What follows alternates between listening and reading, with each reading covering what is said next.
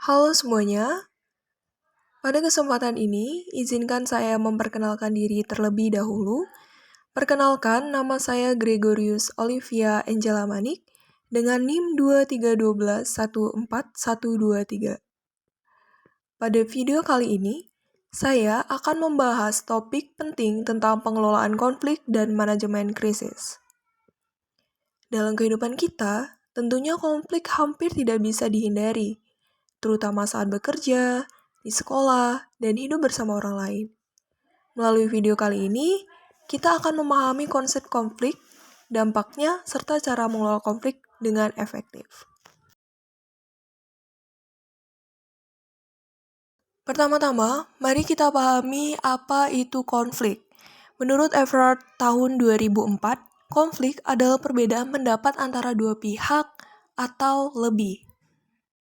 Dan menurut Bartol tahun 2011, tidak hanya sebuah pendapat, konflik bisa mencakup pertentangan tujuan atau kepentingan yang disertai dengan rasa permusuhan.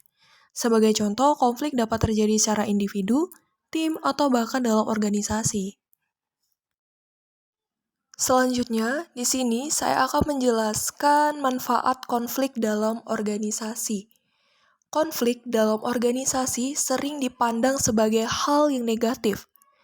Namun jika dikelola dengan baik, konflik dapat memberikan berbagai manfaat yang signifikan. Konflik sering dianggap negatif, tetapi jika dikelola dengan baik, ia memiliki banyak manfaat. Itulah yang perlu kita pahami melalui manfaat konflik dalam organisasi ini. Manfaat konflik dalam organisasi itu adalah salah satunya sebagai berikut. Yang pertama, meningkatkan keterlibatan dan rasa memiliki. Konflik dapat meningkatkan keterlibatan karyawan karena mereka merasa lebih terlibat dalam proses pengambilan keputusan.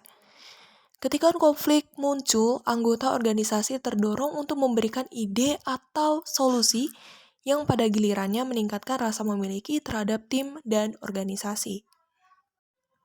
Yang kedua adalah mendorong kreativitas dan inovasi. Konflik yang dikelola dengan baik dapat merangsang kreativitas. Diskusi yang muncul dari perbedaan pendapat seringkali menghasilkan ide-ide inovatif dan solusi baru untuk masalah yang ada. Hal ini sejalan dengan pendapat Everard dan rekan-rekannya tahun 2004 bahwa konflik bukan hanya tak terhindarkan, tetapi juga merupakan bagian berharga dari kehidupan organisasi. Yang ketiga adalah meningkatkan hubungan kerja. Ketika konflik ditangani secara konstruktif, hubungan antar anggota organisasi dapat diperbaiki.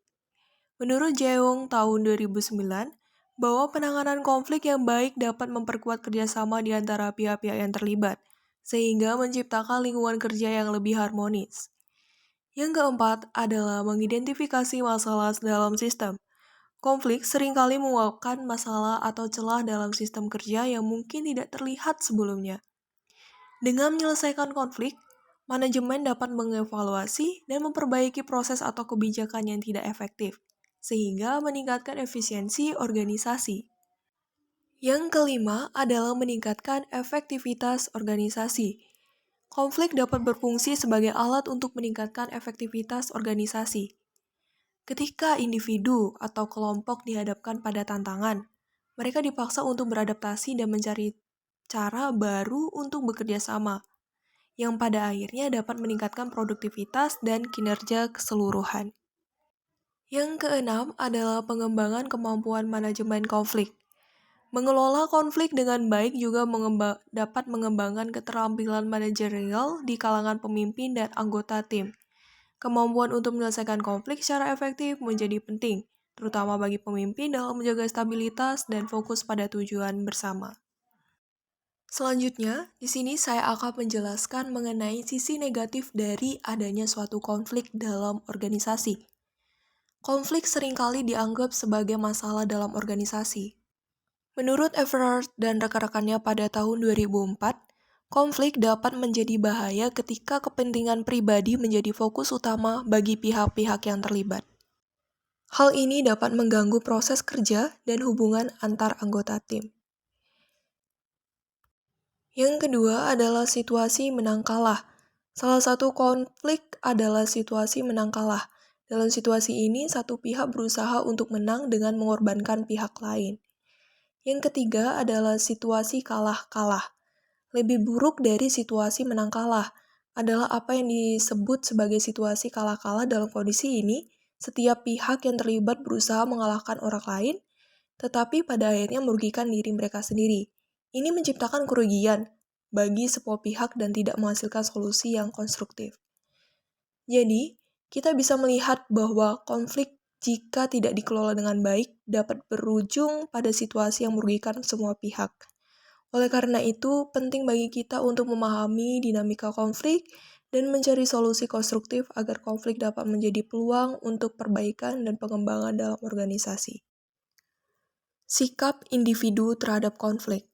Menurut Everard, tahun 2004, berbagai kemungkinan sikap tersebut didasarkan pada 3 hal, yaitu faktor pertama, kepercayaan tentang konfrontasi. Kepercayaan individu mengenai apakah konfrontasi dapat dihindari atau tidak. Individu yang percaya bahwa konflik bisa dihindari cenderung menghindar dari situasi konflik.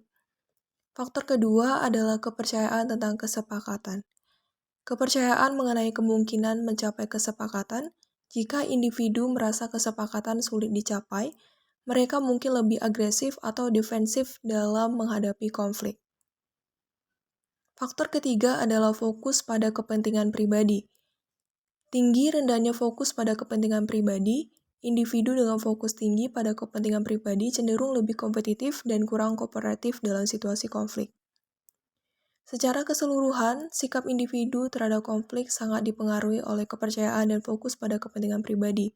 Memahami faktor-faktor ini penting dalam manajemen konflik yang efektif.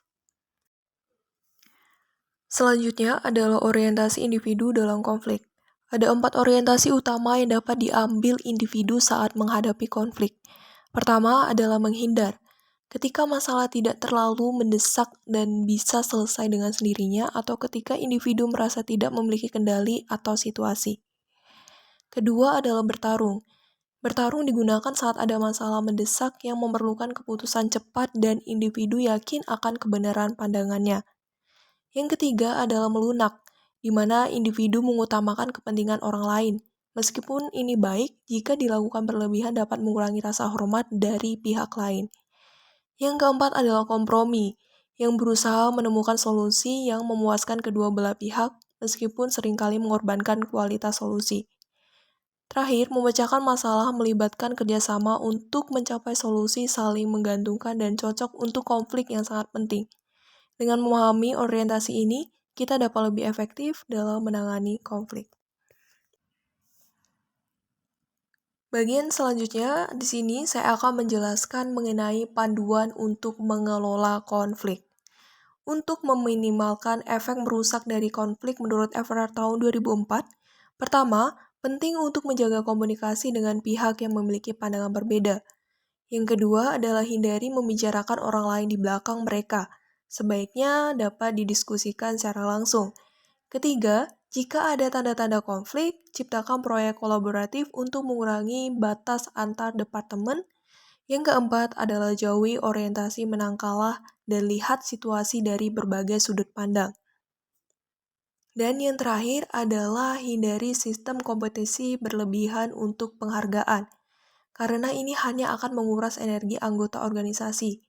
Dengan menerapkan prinsip-prinsip ini, kita dapat menciptakan lingkungan kerja yang lebih harmonis. Keterampilan manajemen konflik. Pertama, kita harus mampu mengatakan tidak ketika ada perbedaan pendapat. Hal ini penting untuk menunjukkan bahwa kita terbuka terhadap argumentasi dan diskusi yang logis. Kedua, kita perlu menyampaikan ide dan perasaan kita dengan cara yang jelas, ringkas, tenang, dan apa adanya. Ini membantu mengurangi kebingungan dalam komunikasi. Yang ketiga adalah keterampilan mendengarkan sangat penting. Kita harus dapat menunjukkan pemahaman tentang apa yang dikatakan orang lain dengan mengungkapkan kembali gagasan mereka dan lebih banyak bertanya daripada membuat pernyataan. Keempat, kita perlu kemampuan untuk mengevaluasi semua aspek dari masalah yang terjadi. Dan yang terakhir adalah kita harus dapat menyampaikan tujuan umum yang dapat membantu kedua pihak mencapai kesepakatan di masa depan, sehingga tidak terjebak dalam konflik masa lalu. Dengan keterampilan ini, kita dapat mengelola konflik dengan lebih efektif.